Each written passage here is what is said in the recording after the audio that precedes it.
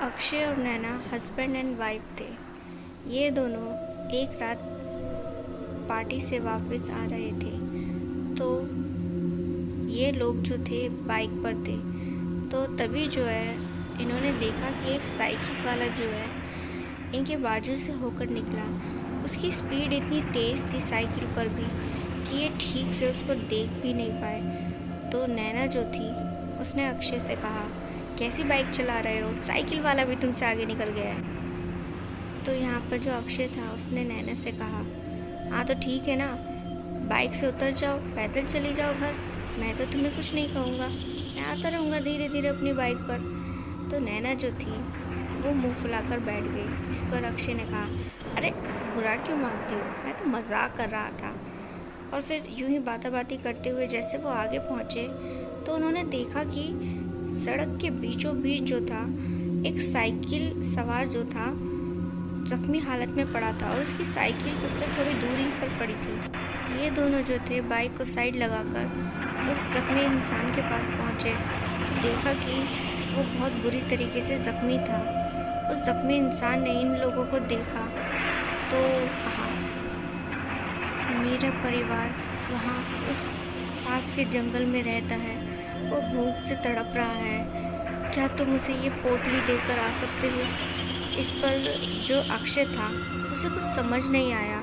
उसे लगा कि उसे वहाँ रहकर उस आदमी की मदद करनी चाहिए। तो वो जैसे ही फ़ोन करने लगा तो उस आदमी ने एकदम से ही उसे रोक दिया और कहा, मेरे पास अब ज़्यादा वक्त नहीं है, लेकिन तुम मेरे बच्चों को भूख से मरने से बचा सकते हो। देखो ये पोटली उन तक पहुंचा दो, इसमें उनके लिए खाना है। इतना कहकर अचानक से उस आदमी ने दम तोड़ दिया। ये दोनों हस्बैंड वाइफ यहाँ परेशान होने लगे कि अब क्या किया जाए। अक्षय यहाँ पर बड़ा ही सोच में पड़ गया कि हमने कोई ऐसी बड़ी गाड़ी आते ना जाते देखी जिसके साथ इस साइकिल वाले की एक्सीडेंट हुआ हो, तो आखिर इसकी इतनी बुरी हालत किसने की। उन्हें कुछ समझ नहीं आ रहा था। नैना ने कहा, ठीक है, जैसा कि इसने कहा है हम ये पोटली लेकर इसके परिवार को दे देते हैं। इसकी जान तो हम बचा नहीं पाए, कम से कम इसके बच्चों की तो जान बच ही सकती है। अक्षय ने कहा, तुम सही हो, पुलिस को तो हम फ़ोन कर ही रहे हैं, देखो क्या होता है। और फिर इसके बाद जो था उस आदमी के पास एक लाल रंग की पोटली पड़ी थी। उसे उठाकर ये दोनों हस्बैंड वाइफ जो थे जंगल की ओर चल दिए। अब जब ये जंगल में पहुँचे तो इन्हें एक छोटा सा घर वहाँ पर दिखाई दिया। ये उस घर तक पहुँचे और उस घर के दरवाजे पर जैसे ही खटखटाने लगे तो पहले ही खटखटाने के बाद जो था अचानक से किसी ने दरवाज़ा खुला तो इन्होंने एक छोटे से बच्चे को सामने खड़ा देखा। वो बच्चा दौड़कर अंदर घर में चला गया। पीछे पीछे ये दोनों भी उसके गए तो इन्होंने देखा कि घर में जो है एक औरत चूल्हे के पास बैठकर खाना बना रही थी।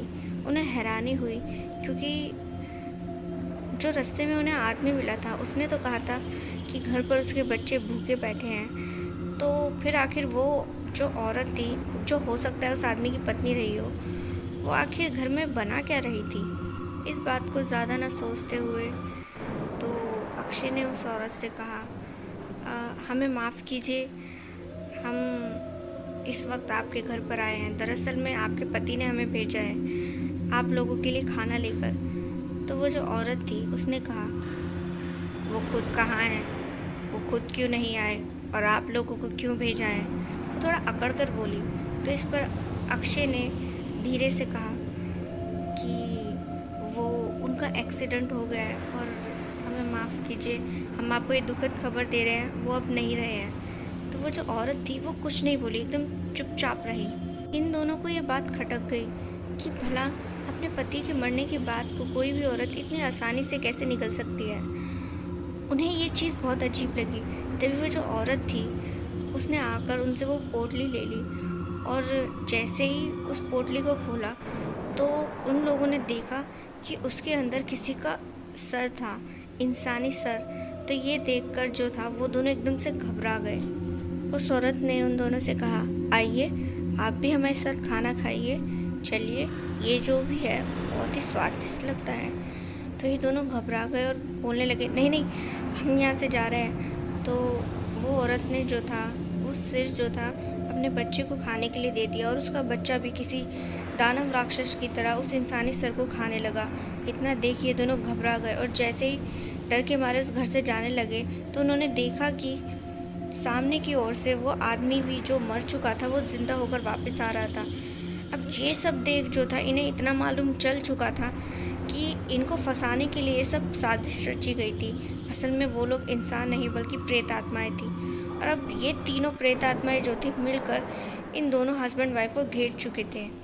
दोनों बहुत बुरी तरीके से डर चुके थे। इन्हें समझ नहीं आ रहा था कि आगे क्या किया जाए, किस तरीके से अपनी जान बचाई जाए। तभी जो था अक्षय ने अपनी पत्नी से कहा, जो भी है बस तुम मेरा हाथ पकड़ो, अब हमें यहाँ से बचकर निकलना है। हम इस वक्त यहाँ नहीं मर सकते, वो भी इन बुरी आत्माओं के हाथों तो बिल्कुल भी नहीं। इसके बाद जो था अक्षय ने अपनी पत्नी का हाथ पकड़ा और बड़ी तेज़ी से दौड़ते हुए जंगल से बाहर आ गया और अपनी बाइक पर बैठकर जान बचाकर वहाँ से निकल गए।